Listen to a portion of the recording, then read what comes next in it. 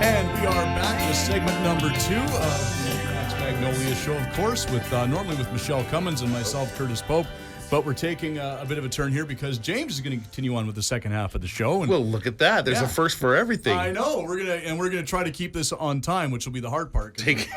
Our conversations in the past have been a little longer than like 12 minutes. They have. Well, I think we can do it. I think so. Yes. I mean, I've got a few questions for you too because we've talked a bit before, and of course. we talked a bit in the earlier segment about you being a musician. Yes. You're a multi-instrumentalist, the whole bit. I can, yeah. I like to play. Yeah, I'm just a drummer. I'm not even really a musician. I just hang out with musicians. Oh, well, there. So I've heard all the jokes. Exactly. Yeah, there's a lot of drummer jokes, and a lot of them are accurate, actually. It's true. Yeah. It's true. I think my favorite is, what's the difference between a large pizza and a drummer? Oh, what's that? A large pizza can feed a family. Yeah.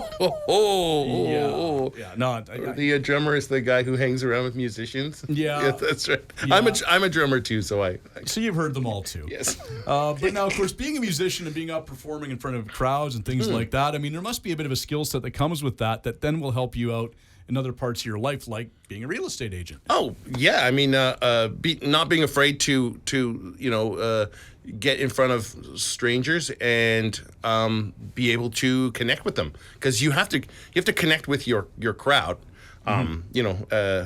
Just as the crowd needs to connect with you, right?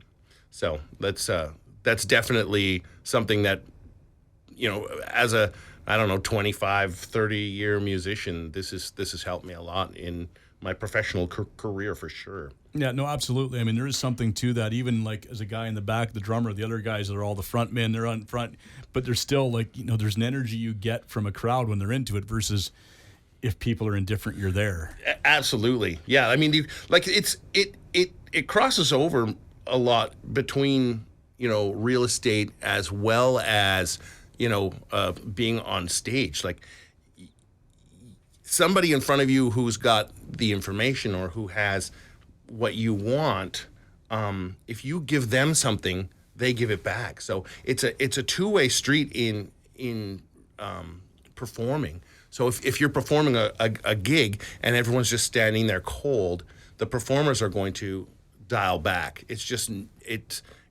not even noticeable. It just happens. And then when everyone gets up to dance, you notice, the band strikes up and then gets those people going. And it's the same when you're having like a professional relationship.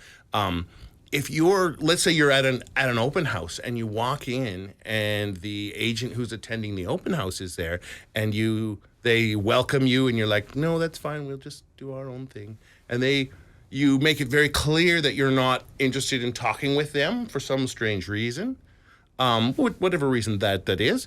But if you were to stand up and have that 2-minute conversation with them, it's like suddenly there's a synergy that bubbles up. Even if you have your own realtor, or even if you're even looking for a house, there's a synergy that will happen because this person knows this house really well. They've taken hours to study this house and to study the not just the house, physical house, but the data on the house and the neighborhood.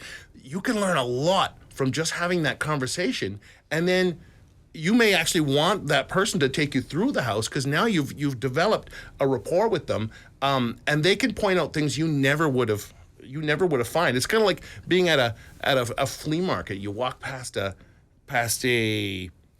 booth and you see a bunch of boxes full of stuff. You're never gonna know what's at the bottom of that box until you get down there and you start digging through and you're like, this hammer, I've been looking for this wooden handled hammer for years. Mm-hmm. You found that treasure. And so it's really important to dig in, not just as a somebody watching a performance, or not just somebody on the other side of a business transaction, but in your life in general. When you're sitting down at a coffee shop, say hi to the person next to you. You'll be so thrilled. They look like they have a grumpy face on, but they're just thinking about something else. The minute you say hi, everything changes, doesn't it? Absolutely. Yeah. Totally. Well, now you've it's been a transfer, I guess, from what you were doing before with lasers and robots and all that fun stuff to real estate. How's the transition been? The transition's been great. I mean, there's as I mentioned earlier, there's a lot to know. So I spent 23 years learning everything there is to know about lasers and robots, and I didn't even learn half of what I could have learned, or maybe even more than half. But now you get into this, and as I said, you learn, and then there's more to learn. There is so many little idiosyncrasies to this whole thing, but it's so much fun to learn. I'm really into data, and I love to gather data and to share my findings so that you don't have to look through the data. It's actually kind of one of my favorite parts is that I can boil down a whole bunch of really geeky data into a really nice looking sheet that you can look at. You see a map, you see a chart, you see a graph. That's what you want to see, and then we go from there. So there's lots of skills that transfer over, of course. Personal skills. That's a big thing. But, a lot of the technical skills don't transfer over because obviously I'm not cutting people in half with robots. I hope not. This is not the industry to do that. I should maybe if I got into like medicine or something, I could cut people with robots. And I think you'd be in school a little longer to be using robots for medicine to be cutting into people with lasers. Indeed. Yes. So you're into into the data and stats. Yeah. I can't wait to have you and Michelle do a stats show together. It'll take 3 weeks. That sounds fun. We're going to do like a triple to be continued show. We're going to need new stats by the time we finish with the old stats. It's funny. It'll be just recurring. She comes and she's so excited on stat day. She's always excited to come and do the show. Stat day, she's just a whole other level. Like she's had 3 cups of espresso. Like she's just like, I got stats.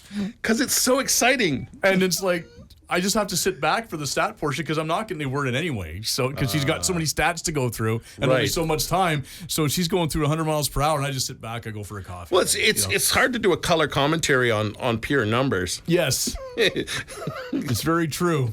And but she's got that covered. Of course, once a month we do that. And obviously, if she can't make it now, well, I know she can send you. Yeah, perfect. Well, I mean, there's a whole bunch of us down at Magnolia. So there's one of us will fill in for Stats Day one day. Good, because she made me do it a few months ago. It was not pretty.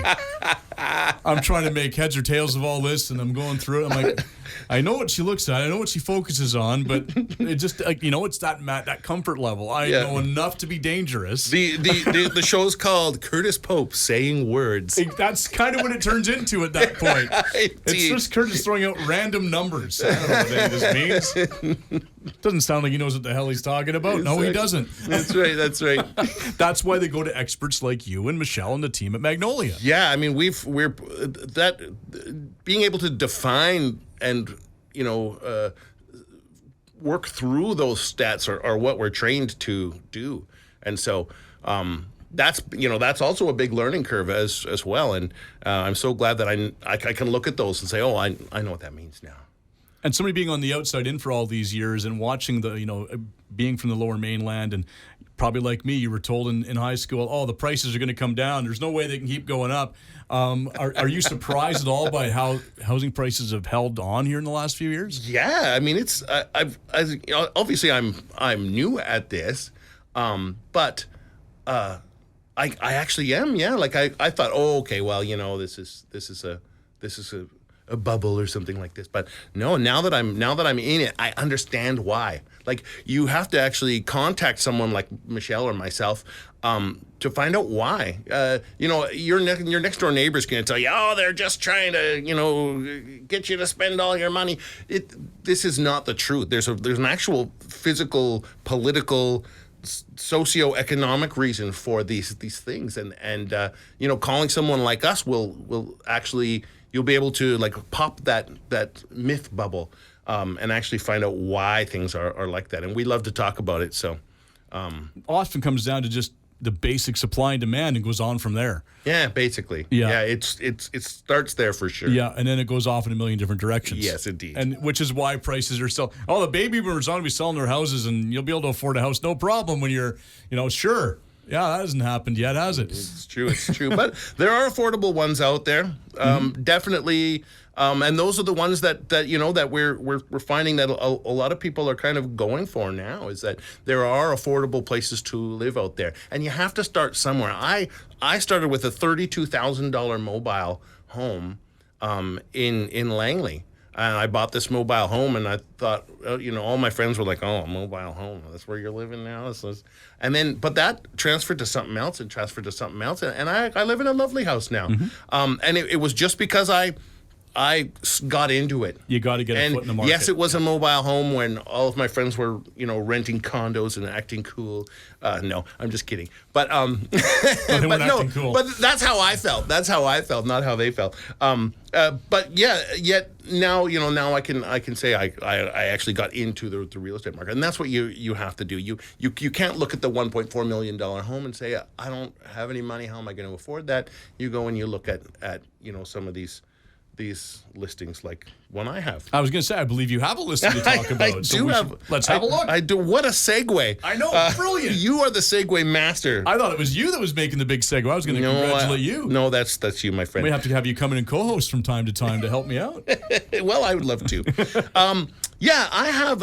Here's one that you can definitely afford. This is a really cool thing because it's like a singles community in Hope. It's a mobile home park where it's a one person per mobile home. It's on 62780 Flood Hope Road, number 42. If you're driving through Flood Hope Road, you'll see my sign out there, and then you give one of us a call, and we can get you looking at this. It's $162,700, and it has 360-degree mountain views. I mean, I love this place because it's got this huge big deck to party on, or it's got a sunroom, and from every single window you see this beautiful mountain view. In the summertime, it's just absolutely stunning. In the wintertime, with the clouds hanging right next to the mountains, gorgeous place. And at that kind of a price, you actually can afford to be in the real estate game. Mm-hmm. Absolutely. That's a pretty cool, listing. Okay, well, I know Michelle likes to end the show with a quote, and I'm pretty sure she's probably got you to have one. So, have you got a quote for us? Well, she did, and I had a couple of quotes, but we're going to do one that's not quite a quote. It's something that you guys can quote because I wrote it. But everyone seems to like this quote, and everyone I've told it to is thinking, yeah, this is kind of nice. So, Michelle said I should probably use this one. So. Here it goes. This is concerning treats, especially it's Christmas time, Absolutely. Right? This is concerning treats. You go to a party and you see a platter of treats. What you can do is you can eat the treat and feel fantastic that you got to eat this amazing treat. Or you can skip the treats and feel amazing that you skipped them because you're looking after yourself. You've made that choice. Either way, you've made that choice. Just feel fantastic, because going in between is just misery. It's very true. Yeah, it's very true. And just tell me, that's some great advice.